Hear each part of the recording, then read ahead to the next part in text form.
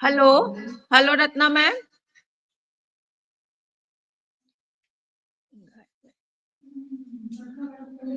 हाँ, हेलो, आवाज आ रही है सबको? यस मैम, यस मैम, आ यस रही है। Ma'am. Yes ma'am, clear. Yes ma'am. Yes ma'am, आवाज आ रही है। Good morning ma'am. Good morning. Good morning ma'am. Good morning. Good morning ma'am.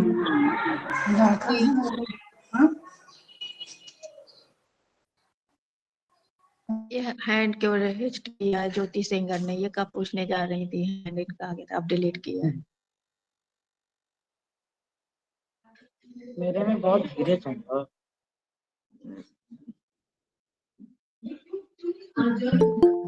हो गया ये रत्ना को। अरे चलो ठीक, हम तुमसे पूछेंगे हैं। हाँ।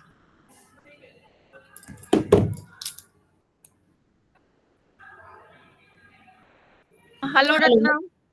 हेलो। हेलो। हाँ, आवाज आ रही ना? हाँ, मैम की नमस्ते आवाज आ मैडम। रही है सबको? जी जी, आ रही है। Yes ma'am, yes yes ma'am. Ma'am. Yes yes ma'am, आ मैम, रही है। आ ठीक रही है, है। अब लेक्चर की शुरुआत करते हैं। अपने अपने आप लोग ऑडियो ना म्यूट कर लीजिए, सारे स्टूडेंट्स। Okay ma'am, okay. माँ शारदे को सत सत नमन। मैं आशा अवस्थी डॉक्टर वीरेंद्र स्वरूप इंस्टीट्यूट ऑफ प्रोफेशनल स्टडीज से आदरणीय प्राचार्य जी, आमंत्रित वक्ता डॉक्टर रत्नार्थू मिश्रा मैम एवं ऑनलाइन वेब लेक्चर में शामिल शिक्षकगण एवं अध्यापिकाओं का हार्दिक अभिनंदन एवं स्वागत करती हूँ। आज बीएड फर्स्ट सेमेस्टर की छात्राओं हेतु ऑनलाइन लेक्चर की दूसरी कड़ी में कड़ी शिक्षा के दार्शनिक परिप्रेक्ष्य पर आधारित है। अब हमारे मध्य ऑनलाइन लेक्चर के लिए उपस्थित हो रही हैं डॉक्टर रत्नार्थू मिश्रा मैम। आप छत्रपति साहू जी महाराज विश्वविद्यालय के शिक्षक प्रशिक्षण विभाग में असिस्टेंट प्रोफेसर के पद पर कार्यरत हैं। आप अपने विषय की पूर्ण मर्मज्ञ हैं और शिक्षा जगत की गतिविधियों में आपकी सक्रिय सहभागिता रहती है। पीएचडी कोर्स वर्क में भी आपके लेक्चर होते रहते हैं।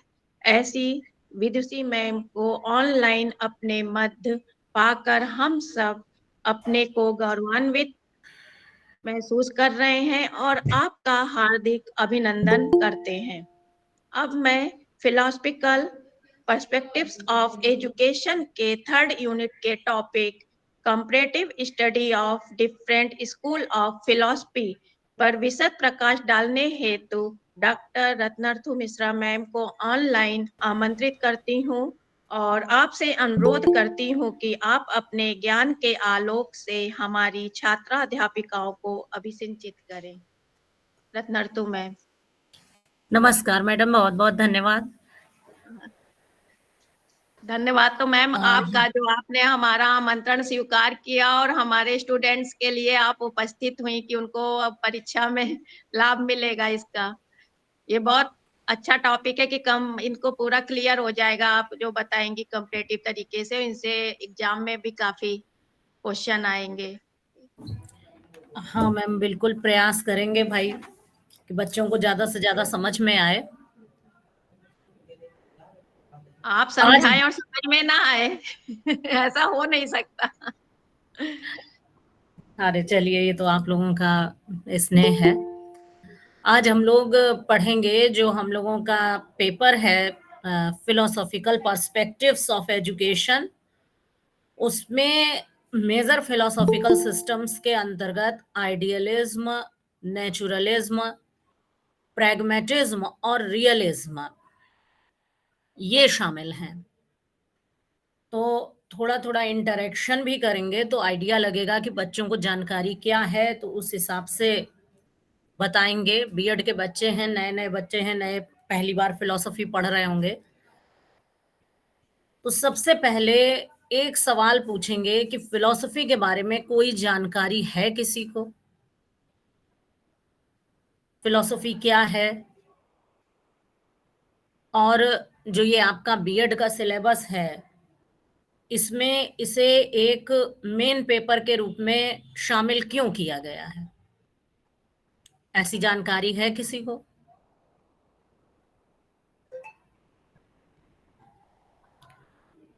थोड़ा थोड़ा सा अपना वीडियो भी आप खोलें और कुछ बताएं। और यहाँ सही गलत कुछ नहीं होगा, नहीं, इससे हमें थोड़ा सा जो आंसर देना चाहे वो हैंड रेस करेगा, फिर मैम उसको बोलेंगी उसका नाम लेके, तो फिर वो आंसर करेगा।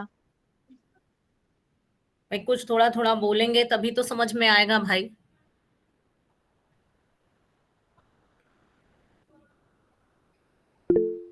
वैसे भी जो टीचिंग है, हाँ, शिखा शुक्ला, शिखा शुक्ला, गुड मॉर्निंग मैम। हाँ, वीडियो भी ऑन कर लो अपना, अच्छा ओके। थोड़ा सा क्लासरूम वाली फीलिंग भी आएगी।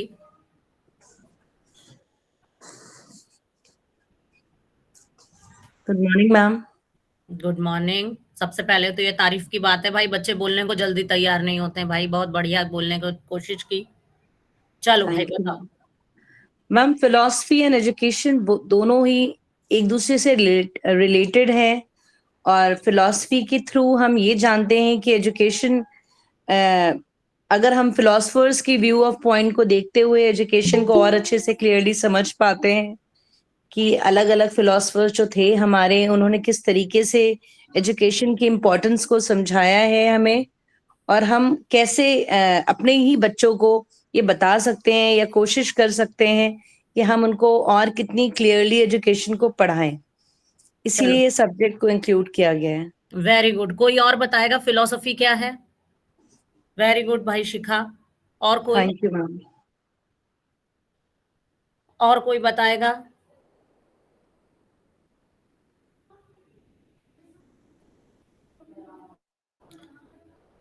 फिलोसफी क्या है, कोई बताएगा?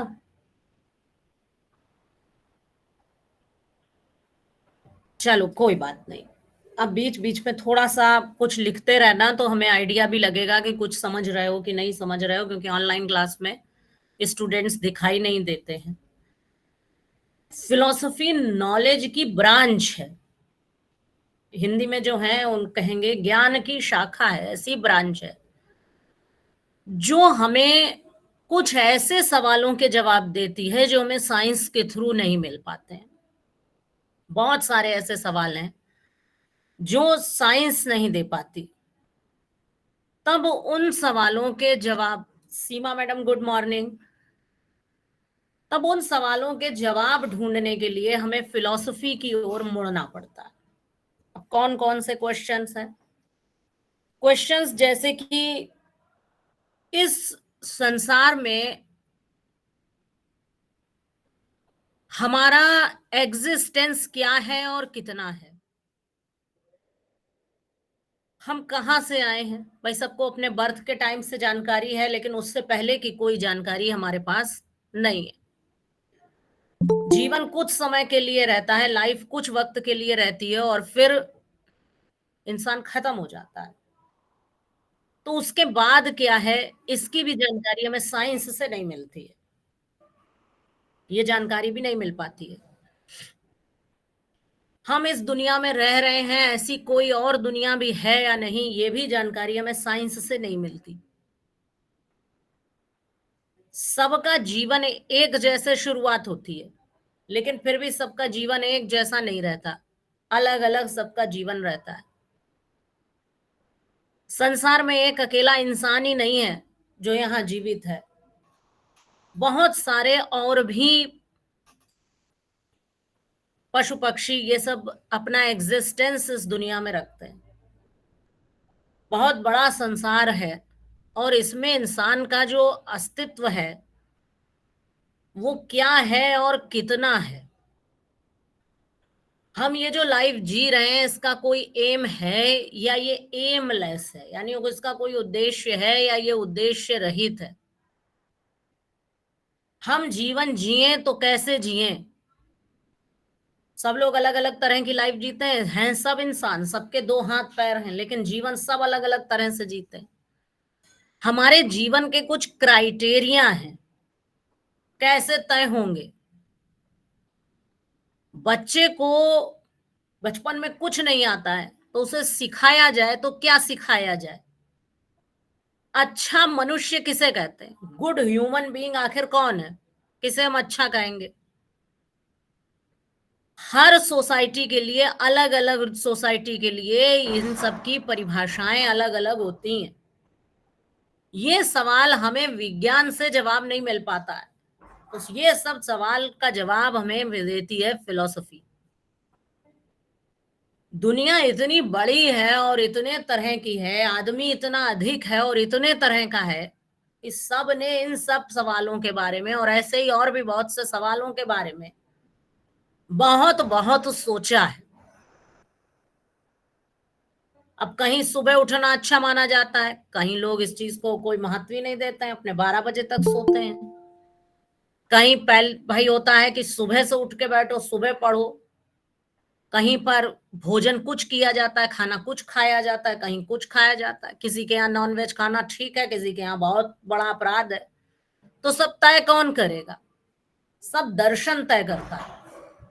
हमें पता नहीं होता, पर हम जीवित इसी चीज में रहते हैं, हमें बस इसकी जानकारी नहीं है। जैसे तो दुनिया को तरह तरह के लोगों ने देखा और तरह तरह के इस पर अपने विचार रखे। इनमें सही और गलत तय करना बड़ा कठिन काम है। जिसने अपनी जैसी सोच बनाई वो वैसी जिंदगी बिताता है, और जितनी सोच सही होगी, हमारा नजरिया जीवन के प्रति जितना सही होगा, जीवन की समस्याओं से उतनी ही सरलता से हम पार पा पाएंगे। बहुत सारी प्रॉब्लम्स लाइफ में होती है, सबने सोचा इस बारे में। जीवन है, ऐसा कोई भी इंसान नहीं है जिसकी लाइफ में प्रॉब्लम्स ना हो। बहुत बहुत तरह की प्रॉब्लम्स होती हैं। कैसे उनसे छुटकारा पाएं, कैसे हम एक हेल्दी और अच्छी लाइफ जिएं, क्या हम बचपन से सीखना शुरू करें कि हमारी आगे की पूरी जिंदगी आसान हो जाए। इस सब पर जितना इंसान द्वारा किया गया चिंतन है, सारी की सारी ह्यूमन थिंकिंग है, वो सब की सब फिलॉसफी में आती है। और एक टीचर को ये बात इसलिए सिखाई जाती है क्योंकि उसे आगे बच्चों को जीवन के लिए तैयार करना होता है। कोई मामूली बात नहीं होता है टीचर बनना। जो भी विद्यार्थी संपर्क में हमारे आता है, जितने स्टूडेंट हमारे कांटेक्ट में आते हैं, वो सारे के सारे अपने जीवन पर बहुत गहरा प्रभाव लेके जाते हैं टीचर का। देखा भी होगा कि जो टीचर अच्छा हमको लगता है, वो सब्जेक्ट हमारा अच्छा हो जाता है। उसके पीछे यही कारण है कि बच्चे टीचर से बहुत ज्यादा प्रभावित होते हैं, और कई बार टीचर्स की छाप बहुत गहरी स्टूडेंट की लाइफ पर पड़ जाती है। स्टूडेंट वैसा ही बिहेवियर भी करने लगते हैं जैसा उनका टीचर होता है। तो इसलिए टीचर को जीवन के, लाइफ के सारे एस्पेक्ट्स के बारे में जानना जरूरी होता है, इसीलिए फिलॉसफी पढ़ाई जाती है। ये ह्यूमन थिंकिंग है, दुनिया के बारे में, इंसान के बारे में, इंसान के लाइफ के एम्स के बारे में, अच्छी लाइफ के बारे में। और अलग अलग लोगों ने इस पर बहुत सोचा है। हिंदुस्तान में भी सोचा है, हिंदुस्तान के बाहर भी सबने बहुत सोचा है। और ये जो सारा ज्ञान है, ये सब का सब फिलॉसफी के अंतर्गत रख दिया जाता है। जब भी हम कोई भी नॉलेज की या कोई भी विषय की बात करते हैं, तब दो सिविलाइजेशन सामने आती हैं। उनका नाम आता है क्योंकि सब चीज की, ज्यादातर ज्ञान की शुरुआत इन्हीं दो सिविलाइजेशंस में सबसे ज्यादा हुई है। पहली सिविलाइजेशन है भारत की, इंडिया की। आपके में होगा भी इंडियन फिलोसॉफिकल सिस्टम। और दूसरा सबसे ज्यादा चिंतन हुआ है ग्रीक में, यूनान बोलते हैं जिसको, ग्रीक में हुआ है। जो वेस्टर्न आपका फिलोसॉफिकल सिस्टम है, उस शुरुआत फिलॉसफी की भी यहीं से हुई। कोई भी विषय आप पढ़ेंगे तो सबका जब हम हिस्ट्री पढ़ते हैं तब इन्हीं दोनों सिविलाइजेशंस में क्या क्या डेवलपमेंट हुए सबसे पहले हमारे सामने आते हैं। तो फिलॉसफी के भी सारे के सारे डेवलपमेंट्स इन्हीं दो सभ्यताओं में सबसे ज्यादा हुए हैं। तो एक भारत की सभ्यता है, दूसरी ये ग्रीक की कल्चर है। तो आज जो हम फिलॉसफी पढ़ने जा रहे हैं वो वेस्टर्न फिलॉसफी पढ़ने जा रहे हैं। मिलती जुलती बातों को देखते हैं तब हम हिंदी से अंग्रेजी में ट्रांसलेशन कर देते हैं, जबकि जो हम ट्रांसलेशन करते हैं वो बातें मिलती जुलती होती हैं, लेकिन सही सही अर्थ वो उनका नहीं होता है। आपके में एक होगा अभी इंडियन और वेस्टर्न फिलॉसफी में डिफरेंस। हिंदी में दर्शन कहते हैं और अंग्रेजी में फिलॉसफी कहते हैं। तो दर्शन शब्द जो है वो फिलॉसफी से बातें मिलती जुलती हैं, लेकिन दोनों में बहुत अंतर है, दोनों बहुत डिफरेंस रखते हैं। अब जब कभी मौका लगेगा तब इस पर क्लास लेंगे तो इसकी ही पूरी एक लंबी क्लास हो जाती है। और वैसे भी ये एमएड के विद्यार्थियों के कोर्स में इतना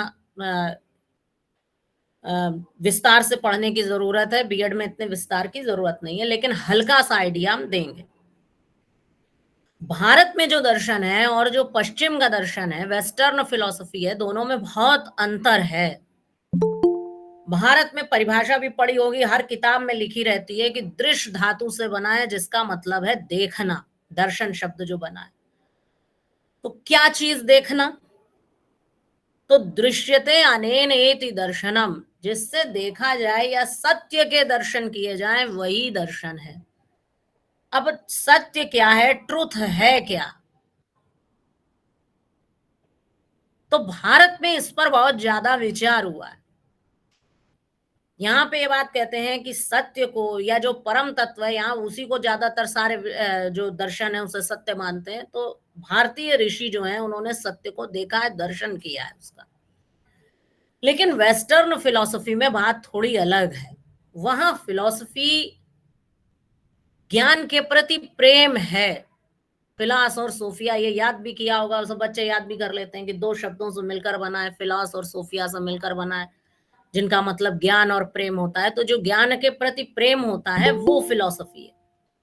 तो जो पुराना यूनान था, वहां जो व्यक्ति ज्ञान प्राप्त करना चाहता था या ज्ञान प्राप्त करता था, उसे फिलोसोफर कह देते थे। भारत जैसी अनुभूति की बात वो लोग नहीं करते। तो हम जो आज फिलॉसफी पढ़ने जा रहे हैं वो पश्चिम का जो नजरिया है जीवन के प्रति, लाइफ के प्रति, हमारी लाइफ कैसी होनी चाहिए, ये दुनिया कैसे बनी है, किसने बनाई है, ये सब फिलॉसफी के सवाल हैं। साइंस के पास इनका जवाब नहीं है। दुनिया कैसे बनी है, किसने बनाई है, क्यों बनाई है, अब पता नहीं कब बनाई है, किस चीज से बनाई है, किस तरीके से बनाई है, उसमें इंसान को बनाया है तो सबसे अच्छा इंसान को बनाया है या और कोई जानवर हैं वो हमसे बेटर हैं, दूसरी दुनिया कोई है कि नहीं है, या ये जो हमें दिखाई देती है बस यही सब कुछ है, हमारे जीवन का एम क्या है, किस एम को लेकर हम इस दुनिया में जिए, हमारे जीवन का एम क्या हो, शादी करना एम हो कि नौकरी करना एम हो कि पैसा कमाना एम हो कि पढ़ाई करना एम हो, आखिर ultimate aim of the life क्या है? ये जो सारे सवाल हैं, इस पर पश्चिमी नजरिया क्या कहता है, वेस्ट का नजरिया क्या कहता है, आज हम लोग इस बारे में पढ़ेंगे। और जो ये फिलोसॉफिकल सिस्टम्स हैं आपके, आइडियलिज्म, प्रैग्मेटिज्म, नेचुरलिज्म और रियलिज्म, ये अलग अलग विचारकों के विचार हैं। और वो ये जो सवाल हैं, इन सवालों के जवाब उन लोगों ने क्या दिए, उन लोगों ने इस सब के बारे में क्या सोचा, ये आज हम पढ़ेंगे। अब इतनी बात समझ में आई किसी की कि नहीं आई?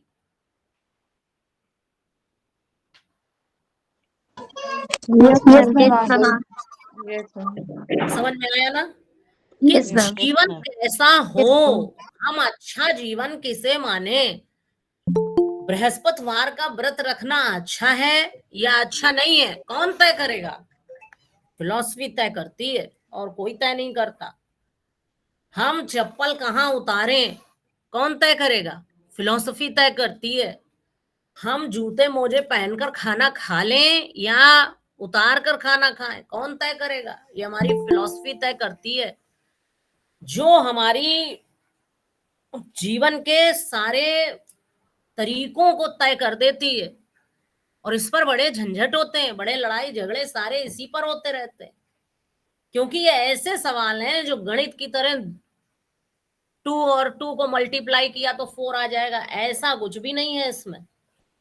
ये ऐसी बातें हैं, ये एक ऐसी चीज है जिसमें केवल हमारी थिंकिंग क्या है और हमने किसे सही माना है, ये उस पर तय करता है। तो जब कभी मौका लगेगा तो मेटाफिजिक्स, एपिस्टेमोलॉजी और एक्सियोलॉजी जो पढ़ाई गई होगी, तो ये सब उसमें आता है। तो हम पढ़ने जा रहे हैं आइडियलिज्म। सबसे पहले आइडियलिज्म थोड़ा सा बताएंगे।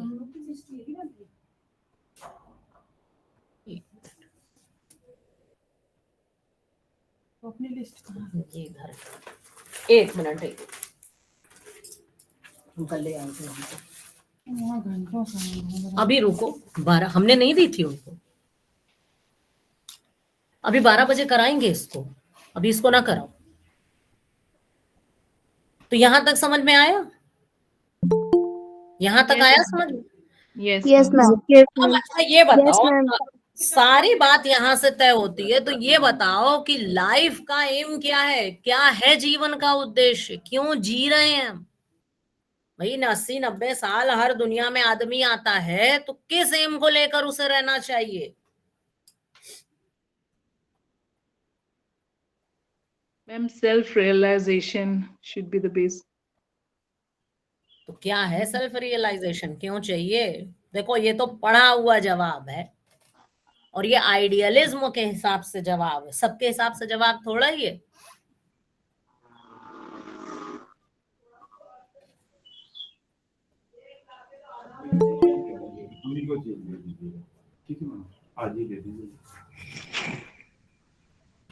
बताओ भाई, मानव जीवन का उद्देश्य क्या है? भाई तुम लोग जी रहे हो सब, 20-20, 25-25 साल तो जीवन हो ही गया होगा, तो क्या सीखा अब तक, क्या कर लें? फिलॉसफी कोई बहुत पढ़े लिखे लोगों की चीज नहीं होती है, सबकी है, हर आदमी की फिलॉसफी होती है, हर आदमी का जीवन है और हर आदमी का दर्शन है, बस पता नहीं होता है फॉर्मली। हम सब अपनी अपने जीवन में अपनी अपनी फिलॉसफी रखते हैं, उसी के हिसाब से तो काम करते हैं। Yes ma'am. और क्या, किसी की रसोई में कोई चप्पल पहन के चला जाए, किसी को कोई फर्क नहीं पड़ता, किसी की रसोई में चले जाओ, वहां लड़ाई हो जाएगी कि नहीं हो जाएगी? ये उसकी फिलॉसफी है। तो अरे भाई, जीवन का उद्देश्य क्या है? ये तो आदर्शवाद के हिसाब से जवाब हुआ कि सेल्फ रियलाइजेशन जवाब सही है। क्या उद्देश्य है जीवन का, बताओ भाई? पढ़ाई करना है। आरती भाई जवाब दो तो अपना माइक खोलो, नहीं जवाब दो तो भाई फिर माइक ना खोलो।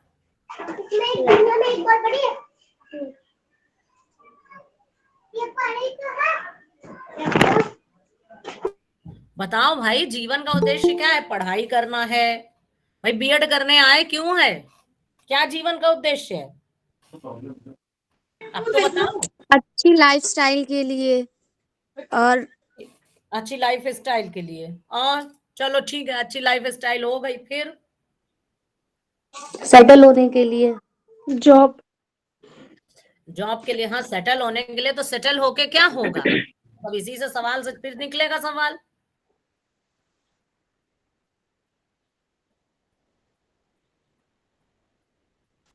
मैम खुद की खुशी के लिए।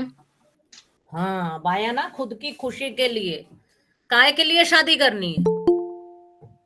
शादी काय के लिए करनी होती है भाई? शादी करके क्या मिलता है बताओ भाई? इसमें इतना खुश होने की क्या बात है? बताओ भाई। नौकरी करोगे तो काहे के लिए करोगे? पैसा कमाएंगे। पैसा कमाएंगे कि नहीं कमाएंगे? फिर पैसा कमा के क्या होगा? वही तो उसने जवाब बताया, खुद की खुशी के लिए। तो बस सारा काम इसी के लिए करते हैं। आपसे कोई पूछे कि मानव जीवन का उद्देश्य क्या है, तो एक ही उद्देश्य है मानव जीवन का, वो है सुख की प्राप्ति।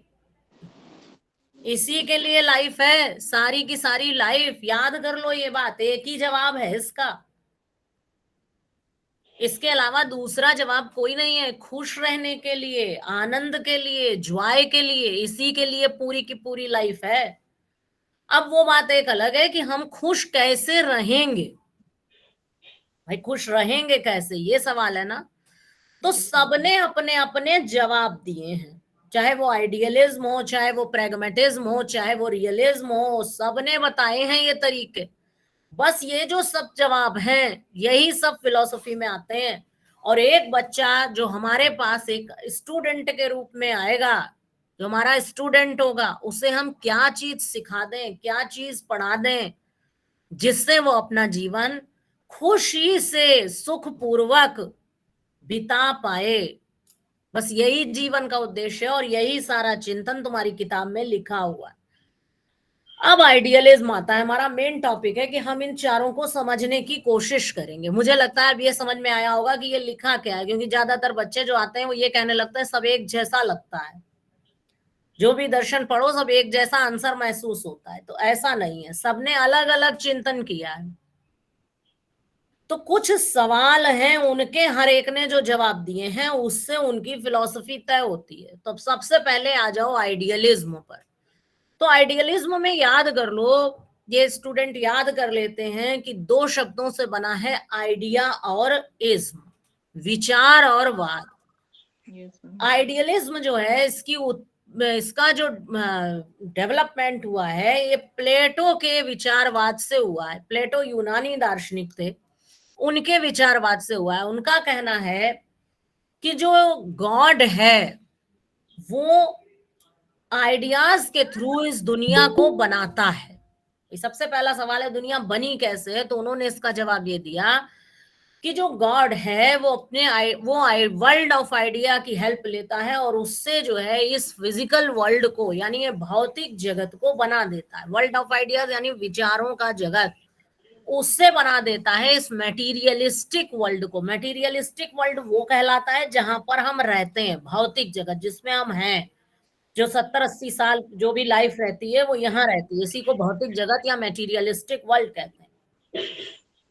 तो अब कैसे बनाता है भाई? विचारों की सहायता से बनाता है। तो कैसे बनाता है? विचारों से। कोई भी हम काम करने चलते हैं, एक बार हमसे क्लास में एक स्टूडेंट ने सवाल पूछा था कि विचारों से कैसे दुनिया बनती है। तो हम कोई भी काम करने चलते हैं तो सबसे पहले उसका विचार हमारे मन में आता है, और जब विचार हमारे मन में आता है तब उसके बाद ही उससे जुड़ा हुआ सारा काम शुरू होता है।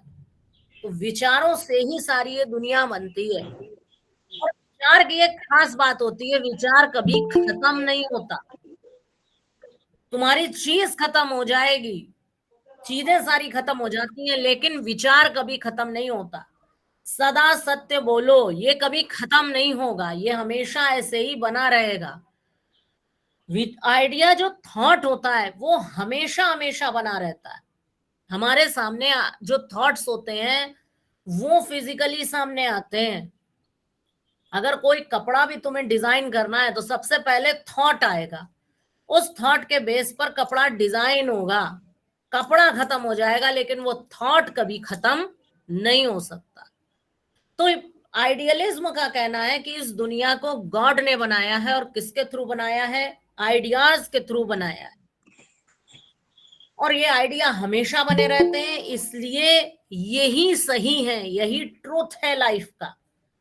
जो इस मटेरियलिस्टिक वर्ल्ड की चीजें ये सब खत्म हो जाती हैं, मैटर से बनी हुई सारी चीजें खत्म हो जाती हैं, ऐसी वो कभी नहीं रहेंगी। नई से नई चीज खत्म हो जाएगी। जो बड़ी बड़ी इमारतें बनाई जाती हैं, बहुत उनको उनका संरक्षण किया जाता है, लेकिन सब तब भी खत्म होती जाती हैं, बच नहीं पाती हैं। तो इनका कहना है कि इसलिए ये जो भौतिक जगत है, ये मटेरियलिस्टिक वर्ल्ड है, ये ट्रू नहीं है। केवल स्पिरिचुअल वर्ल्ड जो है, जो कि आइडियाज से डेवलप हुआ है, वही जो है वो ट्रू है। और जो ह्यूमन बीइंग है वो भी एक स्पिरिचुअल, उसमें कैपेसिटीज हैं, उसमें स्पिरिचुअलिटी है, और वो जो है अपने स्पिरिचुअल पावर से ही अपना डेवलपमेंट भी करता है। ह्यूमन बीइंग क्या है, उसमें भी स्पिरिचुअल कैपेसिटीज हैं। और वो स्पिरिचुअल कैपेसिटी कहां से आती है कि इंसान के पास सोल है, आत्मा है।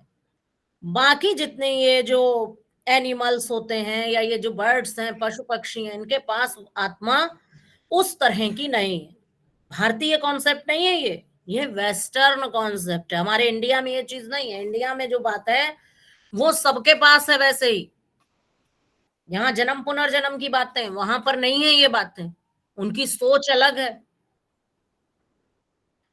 तो वो क्या कहते हैं, फिर से समझने वाली बात है कि ये जो दुनिया बनी है, ये जो यूनिवर्स है, ये गॉड ने बनाया है, आइडियाज के थ्रू बनाया है। और जो ये मटेरियलिस्टिक वर्ल्ड है, ये ट्रुथ नहीं है, क्योंकि ये जो है समय समय पर बदल जाता है। ये सब चीजें एक जैसी नहीं रहती है, और ये बदल जाता है। इसीलिए जो स्पिरिचुअल वर्ल्ड है, जो वर्ल्ड ऑफ आइडियाज है, वही सत्य है। और जो ये जो मटेरियलिस्टिक वर्ल्ड है, वो सत्य नहीं है। एक जो जिसमें नाम लिखे बच्चों को, कहाँ है? वो इसमें होंगे, अब देख के बता देंगे, बस आधे घंटे में बता देंगे। तो हम ना भरवाएंगे, हम लोग बैठ के भरवाएंगे। तो किसका भरेगा? आप लोग खुला पड़ा है, तो कोई नहीं है तो बंद करवा देंगे। तो जो इंसान है फिर वो क्या है, अब इतना तो उन्होंने बता दिया। तो इंसान को उन्होंने बताया कि ये जो दुनिया में गॉड ने इतनी सारी चीजें बनाई हैं, उसमें वो बेस्ट क्रिएशन है गॉड का। दुनिया में जो बहुत सारी चीजें बनाई हैं भगवान ने, तो उनमें सबसे अच्छा जिसको बनाया है वो इंसान है।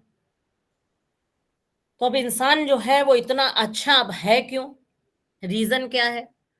क्योंकि वो उनका कहना है कि इंसान के पास स्पिरिचुअल पावर्स हैं, जबकि और जो जीव जंतु हैं, एनिमल्स हैं, उनके पास वैसी स्पिरिचुअल पावर्स नहीं है।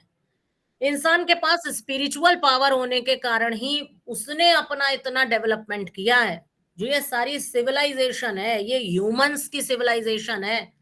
बिल्ली जानवर जो हैं, जैसे शेर, चीते, सब पावरफुल जानवर हैं, लेकिन वो ऐसी सिविलाइजेशन नहीं बना पाए, क्योंकि उनके अंदर वो स्पिरिचुअल पावर्स नहीं है जो स्पिरिचुअल पावर्स इंसान के पास है। इसलिए जो इंसान है वो दुनिया में सबसे अच्छा है, सबसे बेस्ट है।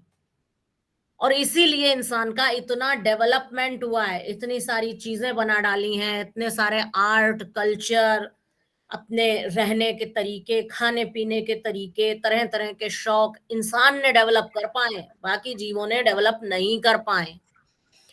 तो अब उन्होंने कहा कि फिर एम क्या है मानव जीवन का? तो मानव जीवन का फिर उन्होंने वही एम बताया जो अभी उसने बताया था, जो भी बच्ची अभी बता रही थी, कि सेल्फ रियलाइजेशन या अटेनमेंट ऑफ गॉड। और क्यों? क्योंकि उन्होंने ये देखा कि ये जो दुनिया है, इसमें बहुत सारी प्रॉब्लम्स भी हैं। जब हम इस दुनिया में जीवित रहते हैं तो हम बहुत सारी प्रॉब्लम्स को फेस करते हैं। तो ये प्रॉब्लम से हम कैसे छुटकारा पाए, कैसे निजात पाए? तो इन्होंने कहा जितना जितना हम गॉड का अटेनमेंट कर पाएंगे, जितना हम सेल्फ रियलाइजेशन कर पाएंगे, आत्मानुभूति कर पाएंगे, ईश्वर की अनुभूति कर पाएंगे, उतना ही हम इस दुनिया की प्रॉब्लम्स से ऊपर उठ पाएंगे। तो अब फिर वही बात है, जब जीवन का उद्देश्य बताया कि सुख की प्राप्ति है, तो इन्होंने कहा कि ऐसे सुख तो इस दुनिया में मिलता नहीं है। तो कैसे मिलेगा? जब हम भगवान के निकट पहुंचेंगे, गॉड के निकट होते जाएंगे। तो सवाल तो यही आता है कि हम गॉड के निकट पहुंचेंगे कैसे? कैसे हम गॉड सेल्फ रियलाइजेशन कर पाएंगे? तो अब इन्होंने 3 बातें बताई, इन्होंने 3 एटर्नल वैल्यूज बताई। यानी सनातन मूल्य 3 बताए, इटर्नल वैल्यूज को हिंदी में कहेंगे सनातन मूल्य, इन्होंने 3 बताए। और वो बताया ट्रूथ, गुड एंड ब्यूटी। इन्होंने कहा 3 सनातन मूल्य हैं, सत्यम, शिवम और सुंदरम। जितना हम इन 3 वैल्यूज को अपनी लाइफ में शामिल करेंगे, हमारी लाइफ उतनी ही अच्छी होगी, उतनी ही आरामदेह होगी। क्या मतलब हुआ ट्रुथ, गुड एंड ब्यूटी का? ट्रुथ होता है सच, सच वो होता है जो सबको पसंद आता है, हमेशा बना रहने वाला होता है। शिव का क्या मतलब है? शिव का मतलब होता है जो कल्याणकारी है। उसकी ट्रुथ, गुड एंड ब्यूटी जो उन्होंने शब्द दिया, उसकी हिंदी में अनुवाद किया गया है ट्रुथ, गुड, सत्यम, शिवम, सुंदरम। गुड यानी जिससे हमारा भला हो, जो अच्छा हो। और ब्यूटी यानी सुंदरता, सौंदर्य। सुंदर क्या है? ये तो सभी को पता है सुंदर क्या है, भाई बताओ। इन्होंने कहा कि इसको अपने लाइफ में शामिल करोगे तो आराम से रहोगे। क्या चीज है सुंदर? Ma'am beauty of soul basically we are talking about. हाँ हाँ, तो वही कैसे पता चलेगा ब्यूटी के ऑफ सोल क्या है? हम ये पूछ रहे हैं सुंदरता क्या है, क्या चीज है सुंदरता? सुंदरता तो सबको अच्छी लगती है, सारे विज्ञापन ही सुंदर बनने पे आते हैं। मैम विचारों की सुंदरता। हाँ हाँ, तो और थोड़ा बताओ भाई। आपका व्यक्तित्व। सुंदरता वो होती है, सुंदरता की परिभाषा क्या है, ब्यूटी की परिभाषा क्या है? एक बार हमने सवाल भी एमएड में दिया था, डिफाइन ब्यूटी। सुंदरता क्या है? जो हमें अट्रैक्ट करती है वो चीज सुंदर हम मानते हैं। है ये परिभाषा की नहीं है? Yes ma'am. ये यस तो मैम। सब यस लिखे मैम। पढ़े यस मैम। आंसर है बड़े बड़े लोगों के। सुंदर वो है, क्यों भाई फेयर एंड लवली इतना चलता है? क्यों चलता है भाई? क्या रीजन है? वो हमें सुंदर बना देता है। इतने सब ब्यूटी पार्लर काहे चलते हैं? इसीलिए तो चलते हैं भाई। इतने महंगे महंगे कपड़े पहनने आदमी क्यों जाता है? उसको अच्छे लगते हैं। तो सुंदरता वो है जो हमें आकर्षित करती है। अब जिसके अंदर समझ होगी, सब समझदार लोग हैं, जो हमें आकर्षित लग करता है उसे हम सुंदर मानते हैं। और सुंदरता की सही परिभाषा ये नहीं है। व्हाट अट्रैक्ट्स, ये सुंदरता की परिभाषा नहीं है, ये जनरल पीपल मानते हैं। ये जो जवाब है ये सब तो लिखे हुए किताबों के जवाब हैं कि ब्यूटी सोल की हो वो सबसे अच्छी है, ये हो। एक पोयम भी थी ट्रू ब्यूटी करके, उन्होंने भी ये सब गहन चिंतन करने वाले लोग हैं। सुंदर क्या होता है? जिसका परिणाम सुंदर, जिसका रिजल्ट सुंदर आ जाता है, सुंदर वो होता है। Yes ma'am. हमें क्या चीज अट्रैक्ट करती है? हमें चाउमीन अट्रैक्ट करता है, सुंदर लगता है ना, तभी तो बार बार खाते हैं उसको। लेकिन ये कहते हैं वास्तविक सुंदरता क्या है? वास्तविक सुंदरता वो होती है जिसका परिणाम सुंदर हो, और जिसने इस बात को समझ लिया वो धीरे धीरे भगवान के निकट हो जाता है। और जैसे ही ऐसा होता है वैसे ही व्यक्ति का जीवन सुखी हो जाता है। वो अपने तत्व को सेल्फ रियलाइजेशन तब वो कर पाता है। ऐसे सेल्फ रियलाइजेशन इतना आसान नहीं है, ये शब्द लिखे हुए हैं पर जीवन में इनको लागू करना बहुत कठिन होता है। तो हम ये ट्रुथ, गुड एंड ब्यूटी जान लिया, वो तो जान लिया, पर ये बताओ कि अब ये होगा कैसे? तो इसके लिए हमें मॉरल बिहेवियर को एडॉप्ट करना पड़ेगा।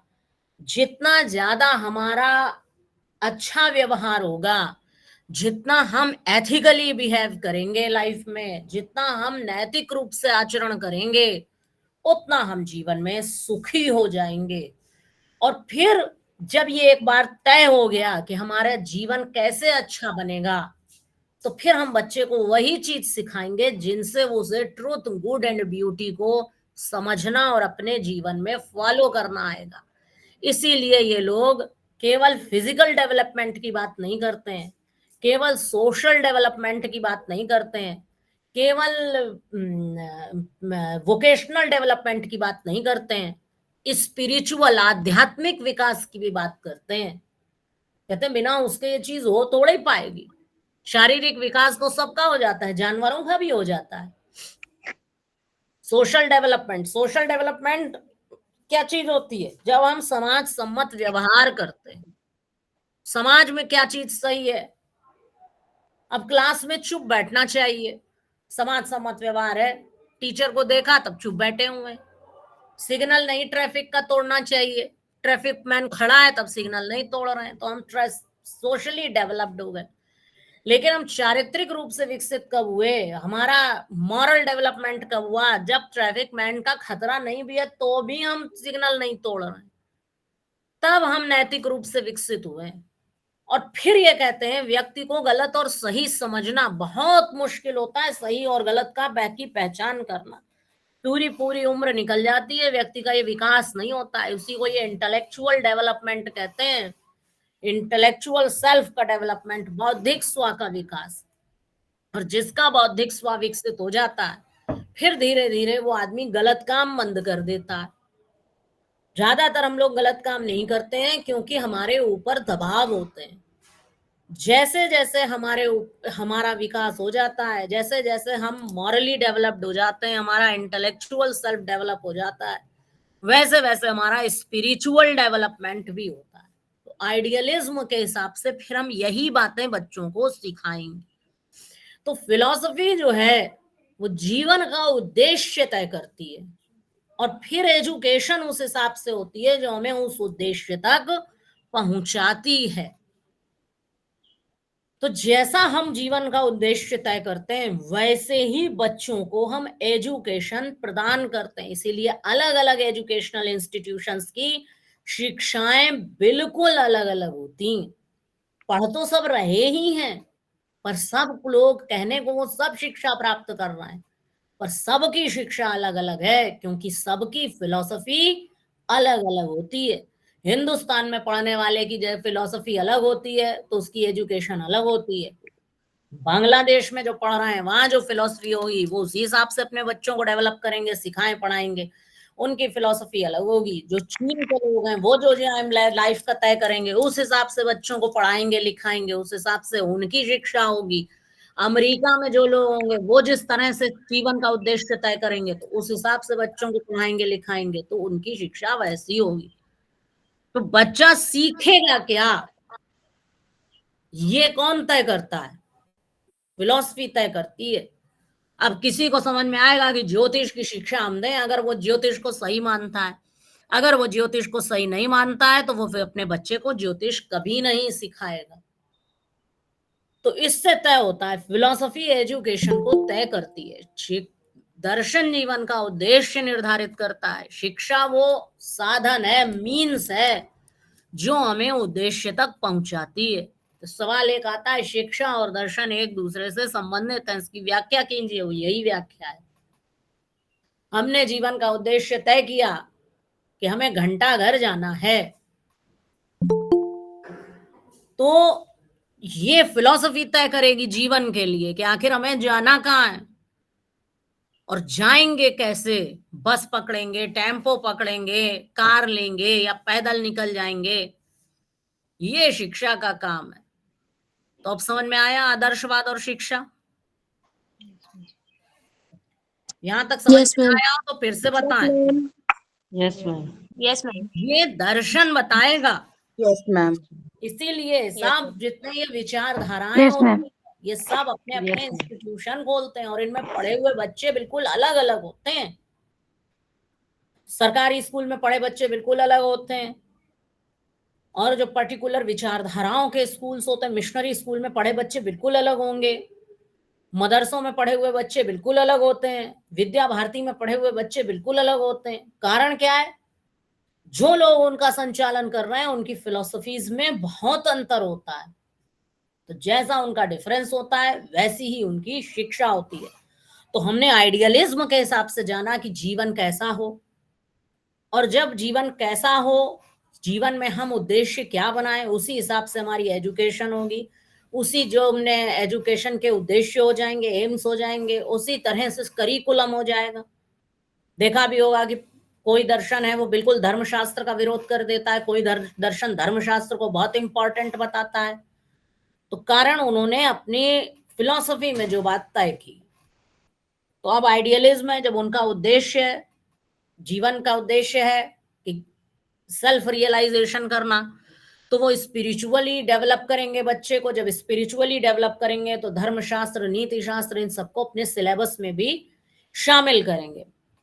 और जो सिलेबस हो जाएगा आपका, और जो टीचिंग मेथड्स हो जाएंगे, वो सब के सब जो रहेंगे चाइल्ड सेंटर्ड नहीं होंगे। फिर वो सब्जेक्ट पर ज्यादा बल देंगे, सब्जेक्ट ओरिएंटेड चीजें रहेंगी वहां पर, क्योंकि हमें बच्चे का उसी हिसाब से डेवलपमेंट करना है। हमने उस उद्देश्य को ज्यादा प्राथमिकता दी है। अब बात कर लेते हैं नेचुरलिज्म की। यहाँ तो 10 ही मिनट बचा है, लेकिन चलो फिर भी अभी बताते हैं, देखो कितना समझ में आता है। अब नेचुरलिज्म विरोधी विचारधारा है। प्लेटो ने एक बात कही कि राज्य सर्वोच्च सत्ता है और राजा जो है वो दैवीय पुरुष है। तरह तरह के विचार सभी चीजों के बारे में दिए। तो जब राज्य को उन्होंने कहा कि स्टेट एक सुप्रीम पावर है और राजा जो है देवता का प्रतिनिधि है, तो जो संसार में सब तरह का आदमी है। अब ये बात तो तब सही है जब बहुत आदर्शवादी राजा हो, राम जैसे राजा हो, तब ये बात कही जा सकती है। ये सारे राजा तो राम जैसे होते नहीं है, बहुत से ऐसे भी होते हैं जिनके लिए पब्लिक का कोई मतलब नहीं होता है। तो लोगों ने इसका मिसयूज भी बहुत किया, तो धीरे धीरे भाई विरोध तो होने ही लगता है। तो विरोधी विचारधारा के रूप में नेचुरलिज्म की विचारधारा आई। थोड़ा सा जब इन चीजों को जाने तो हिस्ट्री भी देखनी चाहिए वेस्टर्न फिलॉसफी की। वेस्टर्न फिलॉसफी में बड़े बड़े चेंजेस आए हैं टाइम टू टाइम। सबसे पहले शुरुआत ग्रीक से हुई, लेकिन फिर ईसाई धर्म का उदय हुआ, क्रिश्चियनिटी डेवलप हुई वहां पर।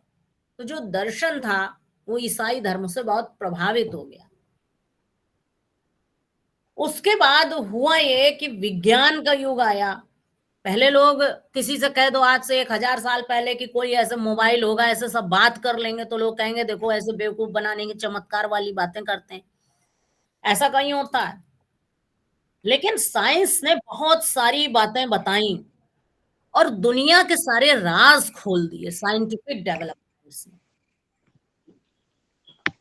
तो साइंस ने ये जो पुरानी बातें थी इनका बड़ा विरोध किया और लोगों को तर्क के आधार पर, लॉजिक के आधार पर चिंतन करने के लिए प्रेरित कर दिया साइंस ने।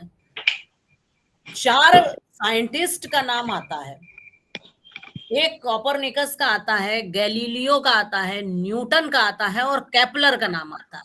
ये 4 बड़े मशहूर वैज्ञानिक थे। इन्होंने जो विचारधारा दी उससे लोगों में तर्क बढ़ा, लॉजिक बढ़ा हर बात के पीछे। तो लोग वैसी बातों को मानने नहीं लगे। सबसे पहले जो ईसाई धर्म कहता था वो कहता था कि पृथ्वी स्थिर है, जबकि जो साइंटिफिक इन्वेंशन हुए उन्होंने कहा पृथ्वी स्थिर नहीं है, सूरज स्थिर है और सूरज के चारों ओर सारे ग्रह चक्कर लगाते हैं। गैलीलियो को इस पर काफी समस्याओं का भी इस बात पर सामना करना पड़ा था, लेकिन साइंस की और खोजें हो गई। न्यूटन ने अपने लॉ दे दिए, लॉ ऑफ ग्रेविटेशन दे दिया, और फिर केपलर ने भी अपना जो प्लैनेटरी मोशन का कॉन्सेप्ट था वो दे दिया। तो धीरे धीरे जो वेस्ट था उसमें विज्ञान का चिंतन बढ़ने लगा, लोगों का विज्ञान के प्रति अट्रैक्शन बढ़ने लगा, क्योंकि विज्ञान ने बहुत सारी सुविधाएं भी व्यक्ति को दे दी और बहुत सारी उसकी जो क्यूरियोसिटी थी इस यूनिवर्स के बारे में उसके भी सॉल्यूशन देने शुरू कर दिए। तो ये एक ऐसी विचारधारा आई जो आदर्शवाद की विपरीत विचारधारा थी। इन्होंने कहा कि ऐसा कुछ भी नहीं है कि कोई कहीं बैठा हुआ है और व्यक्ति इस दुनिया को बना रहा है। यूनिवर्स जो है ये एक नेचुरल फिनोमिना है, एक प्राकृतिक घटना है, ये जो संसार है इसके अलावा कुछ नहीं है। और जो प्रकृति है इसके नियम जो हैं वो हमेशा एक जैसे रहते हैं और उन्हीं के हिसाब से सारी चीजें जो हैं वो होती रहती हैं। जो दुनिया में बनने और बिगड़ने की चीजें हैं, उन्होंने कहा कि भाई बीज है तो पेड़ बन जाएगा अगर उसे उसकी जैसी सुविधाएं मिल गई, और अगर पेड़ है तो फिर उससे वो बीज बनेगा। ये एक नेचुरल बात है, इसके अलावा कोई खास बात नहीं। और उन्होंने इन सारी चीजों का खंडन किया जो एक लंबे समय से विचारधारा चली आ रही थी, एक आइडियलिज्म की, और जो ईसाई मत ने भी अपने कुछ कॉन्सेप्ट दिए थे उनका उन लोगों ने खंडन किया। उनका ऐसा नहीं है, संसार प्राकृतिक नियमों से चलता है और किसी चीज से नहीं चलता है। तो उस हिसाब से इन्होंने कहा कि हम इसी दुनिया को सही मानते हैं जो हमें आंखों से दिखाई दे रही है, जिसका एक्सपीरियंस हम सेंस ऑर्गन्स के थ्रू कर पाते हैं। ये तो ऐसी बातें करती हैं जिसका हम एक्सपीरियंस सेंस ऑर्गन्स से कर ही नहीं पाते हैं, हम केवल उसे मानते हैं। उसके अलावा हम किसी स्पिरिचुअल वर्ल्ड को नहीं मानते। जब उन्होंने स्पिरिचुअल वर्ल्ड को नहीं माना तो उन्होंने ह्यूमन को भी बेस्ट क्रीचर कह दिया यूनिवर्स का। उनका कोई गॉड का क्रिएशन नहीं है ये। दुनिया में बहुत सारे प्राणी हैं, उनमें से एक ये भी प्राणी है, इंसान भी। और इंसान जो है वो सबसे अच्छा प्राणी है। क्यों सबसे अच्छा है? बाकी जानवर हैं तो किसी को 4 हाथ पैर हैं तो उनको सबको चलने के लिए 4 हाथ पैर की जरूरत पड़ती है। अब शेर चल रहा है तो 4 पैर से चल रहा है। पर उनका ये जो है ये एक ऐसा है कि जो 2 पैरों पे पूरा चल लेता है।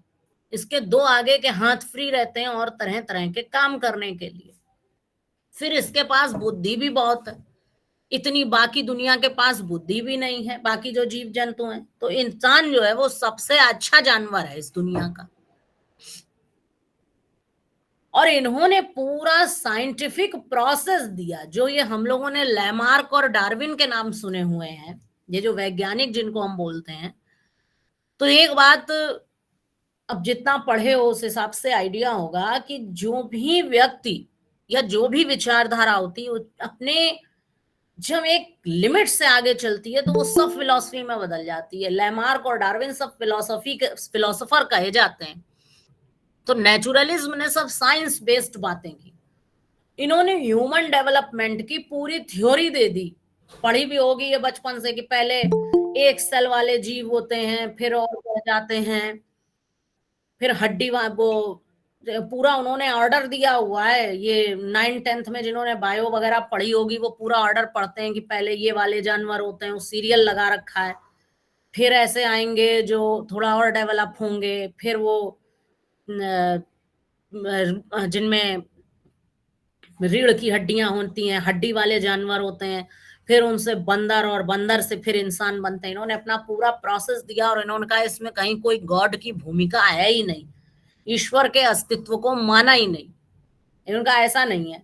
लेकिन हाँ, इंसान सबसे बेटर है तो उसके पीछे रीजंस है कि इसके हाथ पैर और इसका बॉडी सबसे अच्छा है, इसके पास अकल है, बुद्धि है, तो ये अपना सबसे ज्यादा डेवलपमेंट कर लेता है। बिल्ली को अगर कहीं कुछ खाने को मिलता है तो जो खाती है और बर्बाद करके चली जाती है। इतनी अकली नहीं है कि वो शाम के लिए रख ले। ये तो बस इंसान ऐसा जानवर है जिसके पास इतनी बुद्धि है जो अपना डेवलपमेंट कायदे से ठीक से कर पाता है। तो इन्होंने कहा कि जो ह्यूमन का डेवलपमेंट है इसमें कोई स्पिरिचुअल पावर्स का योगदान नहीं है। स्पिरिचुअल पावर्स का अगर योगदान होता इंसान के डेवलपमेंट में तो जंगल में ले जाके किसी आदमी को छोड़ दो, फिर देखो वो वैसा ही डेवलप हो जाए। तो ऐसा डेवलप नहीं हो पाता है, इसलिए बात ही गलत है। जब हम एक स्पेसिफिक प्लेस पर रहते हैं और हमें स्पेसिफिक एनवायरनमेंट मिलता है तभी हमारा ऐसा डेवलपमेंट होता है।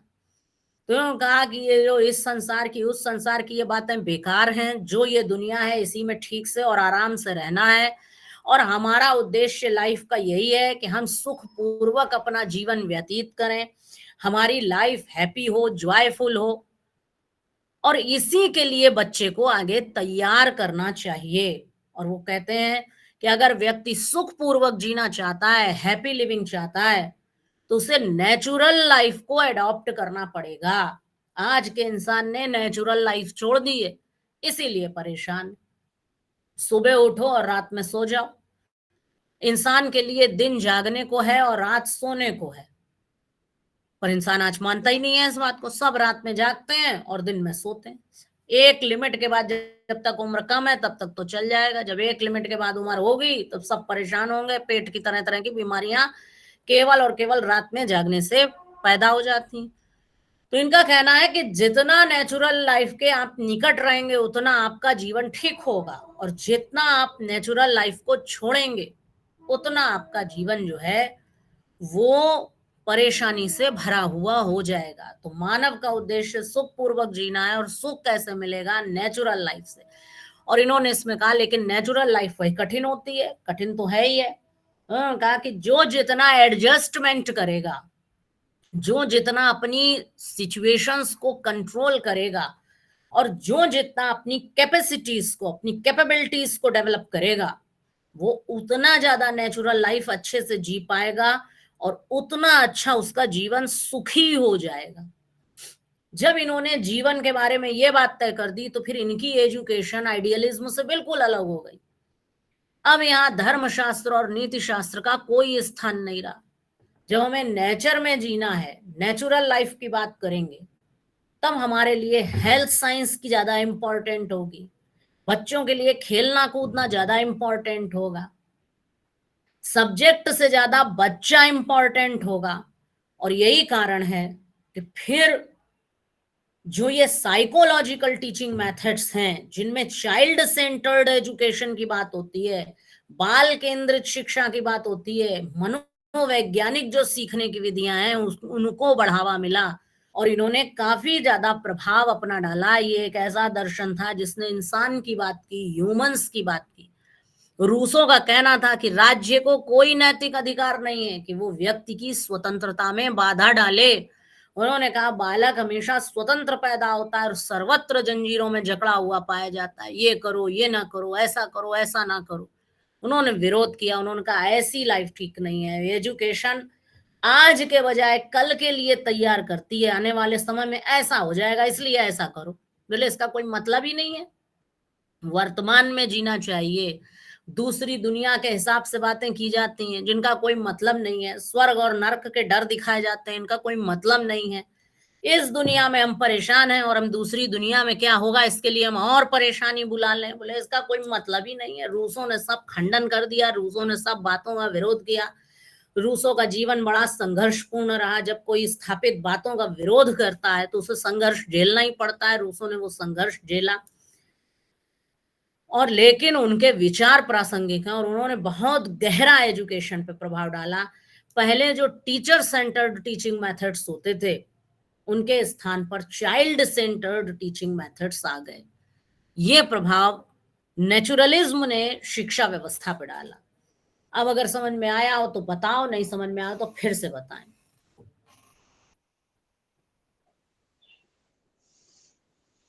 यस मैम,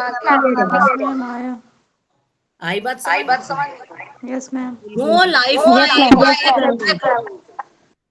वही सिखाओगे बच्चे को। अब जैसे वर्तमान समय में भारतवर्ष में जीवन का उद्देश्य क्या तय कर लिया गया है? अमेरिका जाना। तो सब अपने बच्चों को तैयार कर रहे हैं कि भाई जाओ अमेरिका और इंग्लैंड। घर खाली पड़े, वो परिणाम तो आएंगे ही फिर। अब उनको लगता है कि वहां जीवन यहाँ से ज्यादा अच्छा है, ऐसी उनकी सोच है, ऐसा उनका दर्शन है, ऐसा उनका चिंतन है।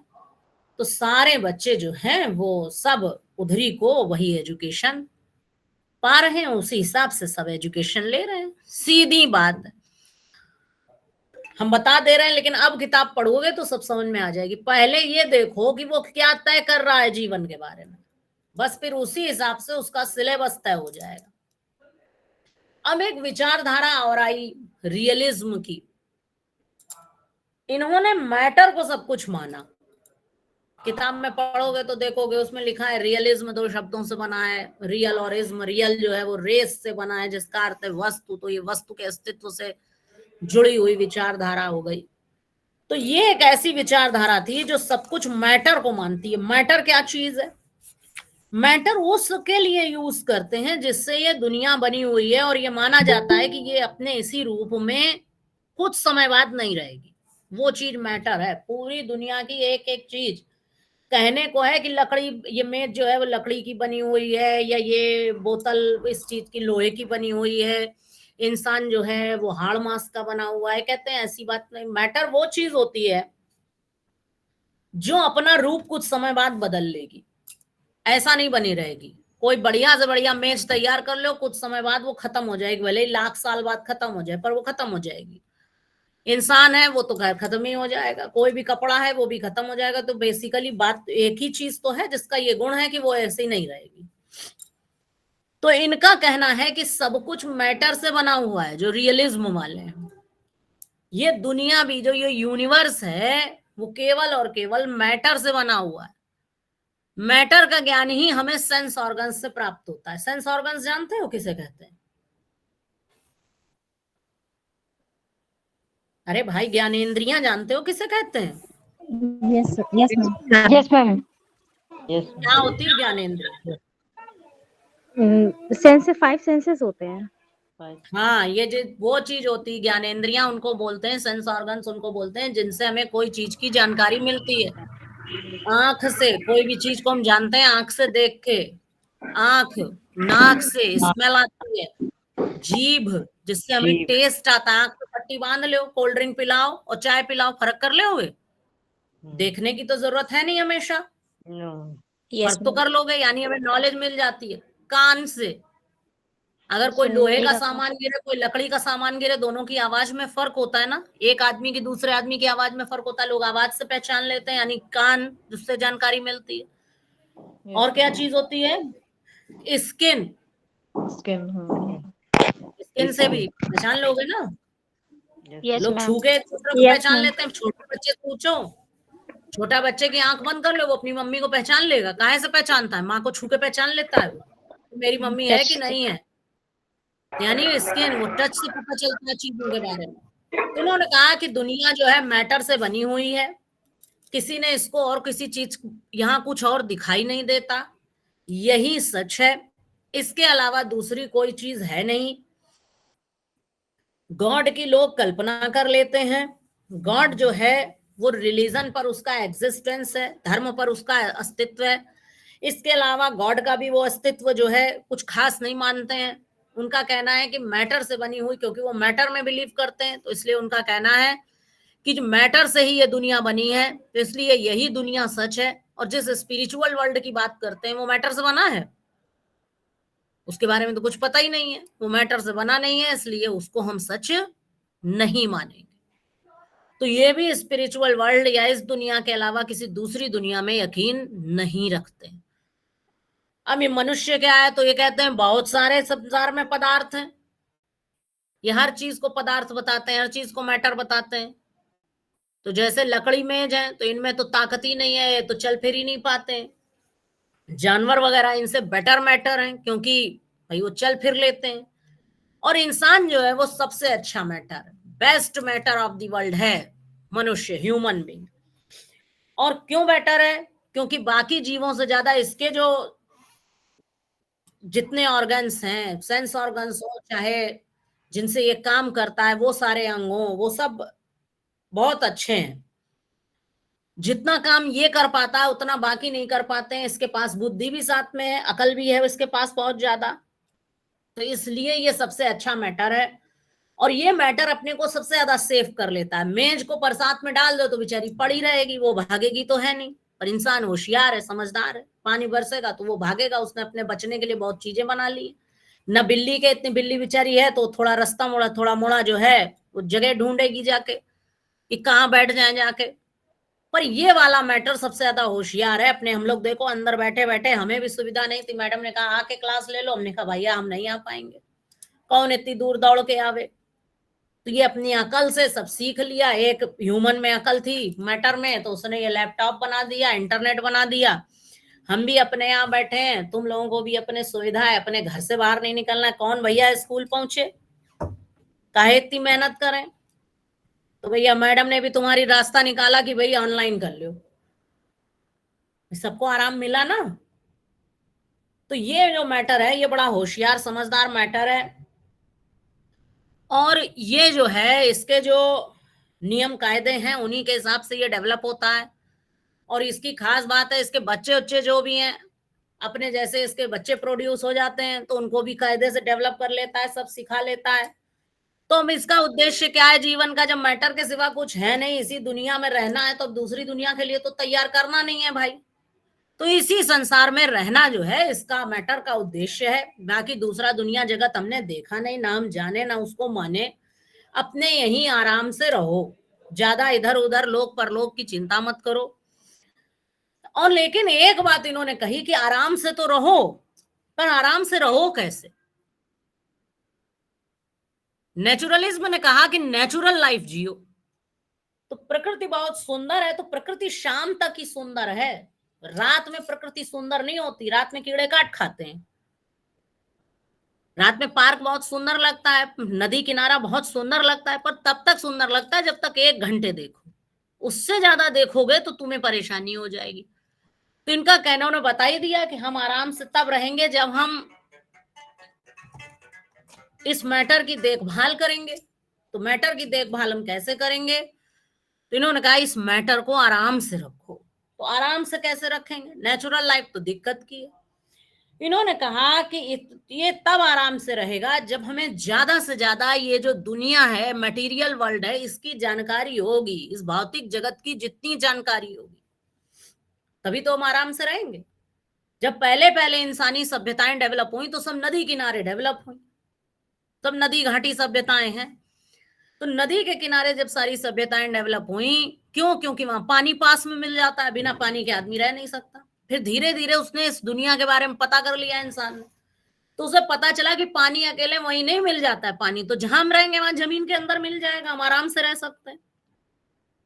तो जब उसको ये पता चल गया कि हम जमीन के अंदर रहेंगे, आराम से हमको पानी मिल जाएगा, तो ये उसने मटेरियल वर्ल्ड के बारे में जानकारी प्राप्त की ना।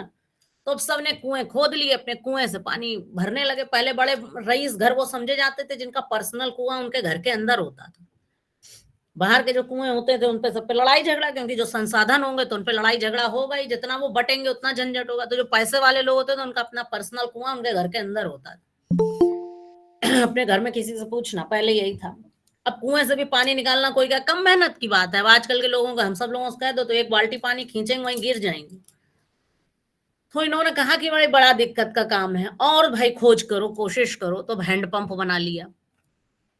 हैंडपंप से अपने पानी आ जाता है, पर हैंडपंप में भी हाथ हाथ चलाना पड़ता है। ये तो इनको मैटर को आराम देना है। तो इन्होंने कहा और भैया डेवलप किया, सब किया, तो बटन से पानी आने लगा। अब आजकल बटन हम सब लोग दबाते हैं, पानी आ जाता है। तो उन्होंने कहा जितना इस भौतिक जगत के बारे में हम जानेंगे उतना ही अधिक हम आराम से रहेंगे। लेकिन जानेंगे कैसे भौतिक जगत के बारे में? तो उन्होंने कहा जितनी हमारे पास साइंटिफिक नॉलेज होगी, क्योंकि मनुष्य को आराम पहुंचाने का काम विज्ञान ने किया। ये सारी खोजें हमारी इतनी दूर से तुम सबसे मुलाकात किसके थ्रू हुई है? साइंस के थ्रू।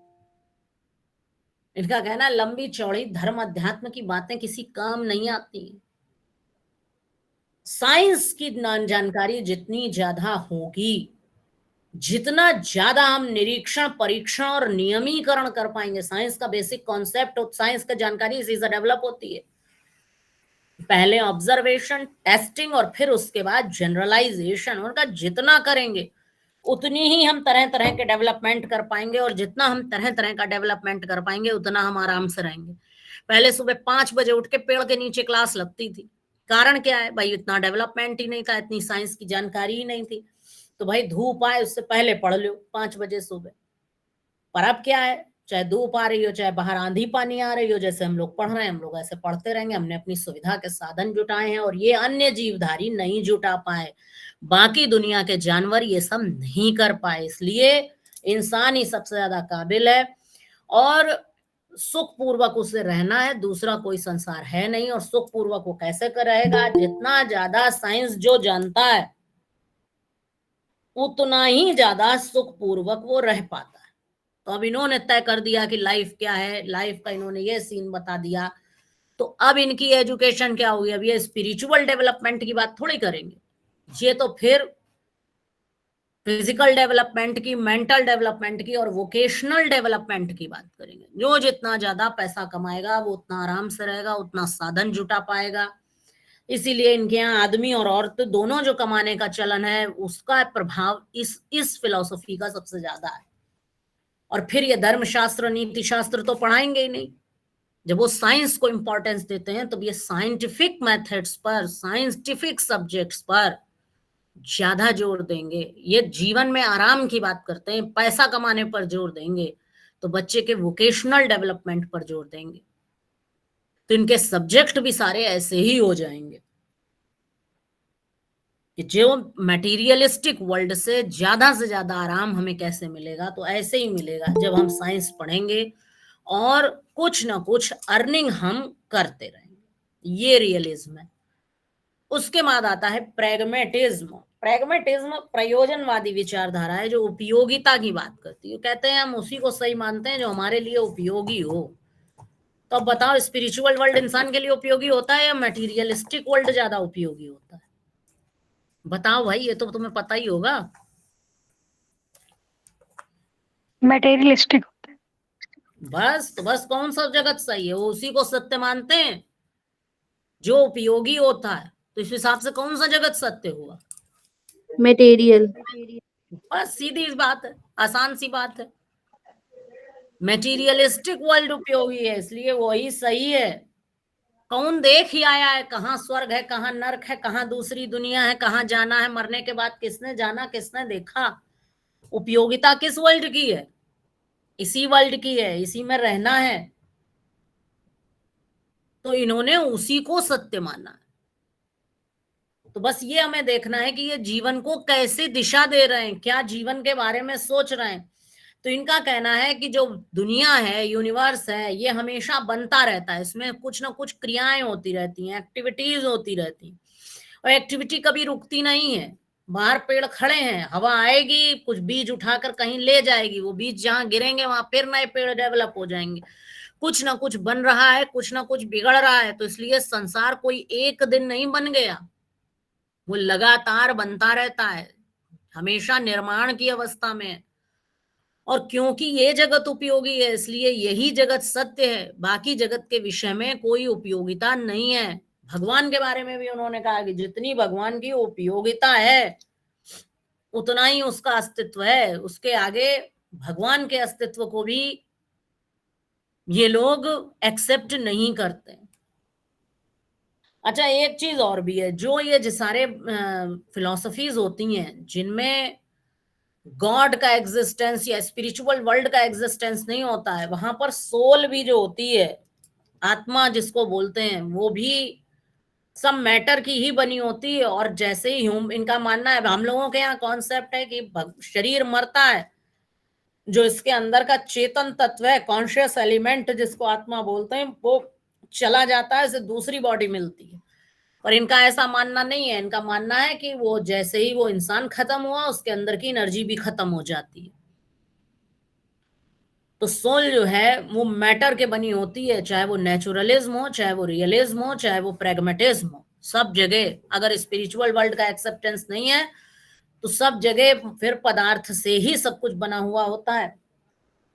तो मनुष्य को इन्होंने भी सबसे बढ़िया माना। अब इन्होंने एक थोड़ा ज्यादा बढ़ के बात कही, क्योंकि इन्होंने सोसाइटी की एक्सेप्टेंस दी है। इन्होंने कहा समाज व्यक्ति के लिए बहुत उपयोगी है।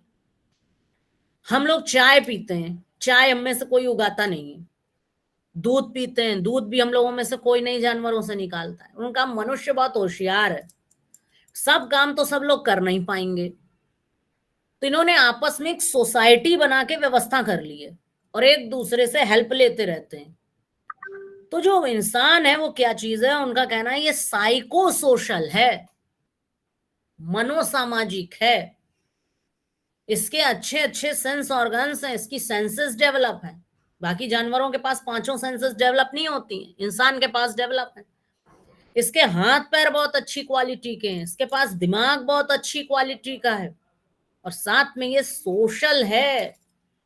तो इसलिए ये सबसे अच्छा क्रीचर जो है वो इस दुनिया का है।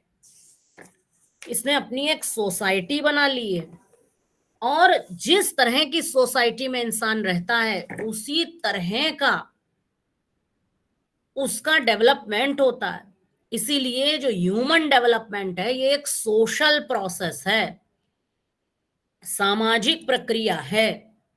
और मानव का उद्देश्य क्या है? तो फिर सब जगह मानव का उद्देश्य, जब मटेरियलिस्टिक वर्ल्ड है, और वैसे भी जो स्पिरिचुअल लोग होते हैं वो भी यही बात कहते हैं कि जब वो दूसरी दुनिया की बात कहते हैं तो वो इस कारण से दूसरी दुनिया में की बातें करते हैं क्योंकि उन्हें ये लगता है कि इस दुनिया में अल्टीमेट सुख मिल नहीं पाएगा किसी को, इसलिए वो भी ये बात करते हैं। जीवन का तो उद्देश्य सभी जगह सुख की प्राप्ति है, तो इनके हिसाब से भी जीवन का उद्देश्य सुख की प्राप्ति है। लेकिन ये सुख मिलेगा कैसे? ये कहते हैं जितना आपका सोशलाइजेशन होगा उतना आपको सुख मिलेगा। ना तो आप सारा विज्ञान जान सकते हैं, ना आप पूरी तरह नेचुरल लाइफ जी सकते हैं। आप कर सब कुछ सोसाइटी में ही सकते हैं, बिना सोसाइटी के आप रह नहीं पाएंगे। तो जितना अच्छा आपका सोशलाइजेशन होगा, जितना आपका सोशल डेवलपमेंट सही होगा, उतना ही आप अच्छा रह पाएंगे। तो सोशल डेवलपमेंट आपका कैसे होगा? जितनी अधिक आपकी सामाजिक कुशलता विकसित होगी, सोशल स्किल डेवलप होगी। रोटी कपड़ा और मकान हमको चाहिए, कौन कौन सी चीजें आ जाएंगी। और इसके अलावा बहुत सारे जो ह्यूमन बिहेवियर हैं जिन्हें सामाजिक रूप से मान्यता प्राप्त है, वो जब हम सीख लेंगे, हम जान लेंगे, जब हम उनके हिसाब से रहने लगेंगे तब हम अच्छा जीवन जिएंगे। और इनकी एक बात और कहनी है कि मनुष्य की उपयोगिता जो है, ये उपयोगिता की बात करते हैं, यूटिलिटेरियन वैल्यूज हैं इनकी। तो इनका कहना है कि जो चीज उपयोगी है वो हमेशा एक जैसी उपयोगी नहीं रहती है, मनुष्य की आवश्यकताएं बदलती रहती हैं। इसलिए इंसान को खुद को भी बदलना चाहिए, अपनी एजुकेशन के एम्स को भी बदलते रहना चाहिए। एक जैसी एजुकेशन हम नहीं कह सकते हैं। अब पहले ऑनलाइन एजुकेशन नहीं थी, फिर कोविड का वक्त आया, ऑनलाइन एजुकेशन जरूरी हो गई, उपयोगी हो गई, तो हमारे लिए यही सही हो गई और हम सभी को फिर ये सीखना चाहिए। तो कैसी हमारी उस समय की नीड्स हैं, क्या हमारी जरूरतें हैं, वो हमें बच्चों को सिखाना चाहिए। इसीलिए इन्होंने कोई एम्स या कोई करिकुलम ये सब तय नहीं किया है बाकियों की तरह। इन्होंने यही बात बताई है और करिकुलम के इन्होंने प्रिंसिपल्स दिए हैं, और बड़े इंपॉर्टेंट प्रिंसिपल्स इन्होंने दिए हैं करिकुलम के, कि जैसे बच्चों की जो इंटरेस्ट है उसके बेस पर करिकुलम डेवलप करना चाहिए, बच्चों की नीड्स के बेस पे करिकुलम डेवलप करना चाहिए, क्योंकि इनका मानना है कि आवश्यकता के हिसाब से चीजें बदलनी चाहिए। तो जब शिक्षा के उद्देश्य भी बदल जाएंगे, करिकुलम भी बदल जाएगा। इन्होंने कहा कि बच्चों के एक्सपीरियंस के बेस पे करिकुलम डेवलप कर लो, क्रियाओं के बेस पे, एक्टिविटी के बेस पर डेवलपमेंट कर लो। तो जो आजकल आपका एक्टिविटी बेस्ड जो करिकुलम है, इन सब बातों पर इस दर्शन का प्रभाव है। इन्होंने स्कूल को सामाजिक प्रयोगों की प्रयोगशाला माना। इन्होंने कहा बच्चा समाज में जिंदा रहना है, इसलिए स्कूल में भी वही सिखाओ जो उसके समाज में काम आए। तो शिक्षा भी इनकी इसी, तो फिर इनकी शिक्षा भी उसी हिसाब से हो जाएगी। तो कुल मिला के इस लेक्चर में हमने ये बात समझाने की कोशिश की है कि हमने जीवन के बारे में अपनी क्या सोच बनाई है, उसी हिसाब से हमारी शिक्षा हो जाती है। समाज का जो चिंतन होता है उस हिसाब से वो स्कूल चलाते हैं, उस हिसाब से वो बच्चों को शिक्षा देते हैं। तो फिलॉसफी जीवन का एक ऐसा एस्पेक्ट है, हमें इस तरह से पता भले ही ना हो, लेकिन हम उसमें जीवित रहते हैं, वो हमारे अंदर जीवित रहती है। हमारी फिलॉसफी हमारे जीवन की दिशा को तय करती है। हमारे समाज में कौन क्या करेगा ये सब फिलॉसफी ही तय करती है। पूरा का पूरा जीवन फिलॉसफी से प्रभावित रहता है। इसलिए एक शिक्षक के रूप में, एक टीचर के रूप में हमें जितना लोगों का चिंतन है, तरह तरह के लोगों ने सोचा और जाना है इस जीवन के बारे में, अपने व्यूज डेवलप किए हैं, अपना विजन डेवलप किया है, अपनी दृष्टि विकसित की है, उसको जानना चाहिए। क्योंकि समाज में तरह तरह के बच्चे होते हैं, तरह तरह के बच्चे तरह तरह के परिवारों से आते हैं। हम लोग की क्लास बनती है और क्लास में हम इस तरह से सारे व्यूज को जब हम जानेंगे तब हम लोग बच्चों को एक अच्छी दिशा दे पाएंगे, उनको एक अच्छी बात सिखा पढ़ा पाएंगे। ये पश्चिमी विचारधाराएं हैं। कोर्स में आपके बुद्धिज्म, जैनिज्म और वेदांत भी है। तो इसी तरह जब हम उनको पढ़ेंगे तो उनको भी पढ़ लेंगे। पहले हम देखेंगे जीवन के बारे में उन्होंने क्या कहा है, और जो जीवन के बारे में कहा होगा फिर वैसी ही एजुकेशन वो देने की बात करेंगे। अगर बच्चे का आध्यात्मिक विकास जहाँ इम्पोर्टेंट है वहाँ आध्यात्मिक विकास होगा, वहाँ शिक्षा आध्यात्मिक विकास पर केंद्रित होगी। और जहाँ हम इस संसार की, इस जगत की केवल बात करते हैं तो शिक्षा इसी जगत को ज्यादा से ज्यादा जानने और समझने की बात करेगी। वेस्टर्न फिलॉसफी और इंडियन फिलॉसफी का बेसिक डिफरेंस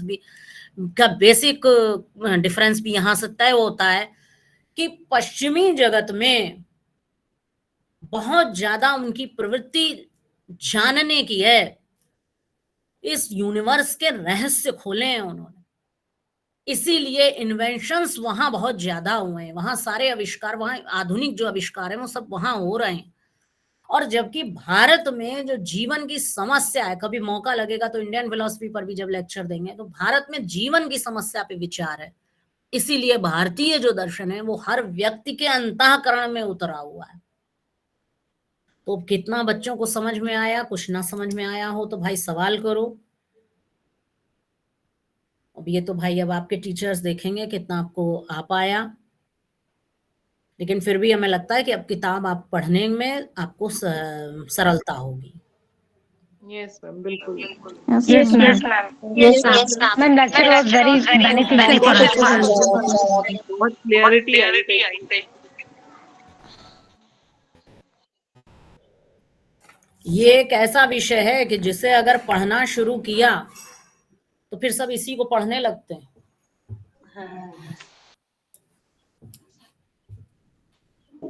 यस मैम।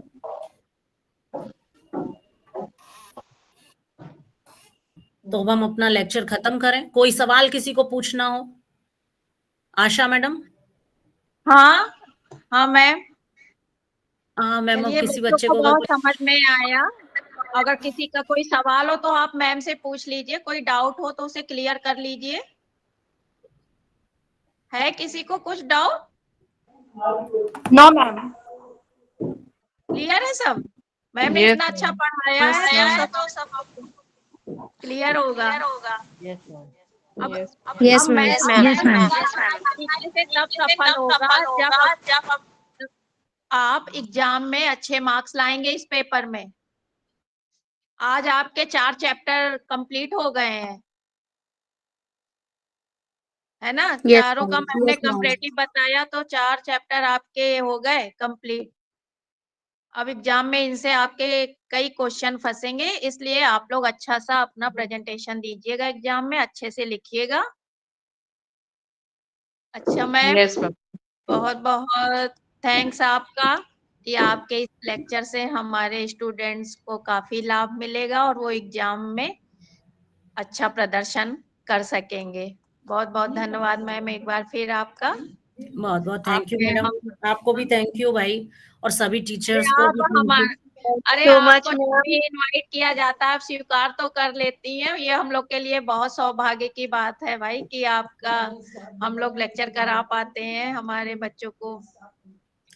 हाँ मैम, बिल्कुल होगा। कभी ऑफलाइन होगा तब ऑफलाइन लेक्चर लेंगे। हाँ, बिल्कुल बिल्कुल। अभी एग्जाम पास आ गए थे इसलिए, नहीं तो ऑफलाइन ही कराएंगे, कैंपस में ही आपको बुला के कराएंगे। और ये एक ऐसा सब्जेक्ट है कि जो केवल इसलिए नहीं कि पेपर में पढ़ना है, हाँ इसको समझने से वाकई में हम लोग अपनी लाइफ को समझ पाते हैं। ये एक ऐसा सब्जेक्ट है। Absolutely. Yes ma'am. Thank you so much ma'am. Thank you ma'am. Thank you ma'am. Thank you ma'am. Thank you ma'am. Principal ma'am को भी बहुत बहुत आभार, आप लोगों को भी, टीचर्स को, सबको, अनीता मैडम, अरुणा मैडम, सीमा मैडम, सभी को बहुत थैंक यू। सभी बहुत टीचर्स अच्छा बताया आपने, बहुत बढ़िया। Thank you. Madam. Thanks ma'am. Thank you teachers. Thank you ma'am. Okay.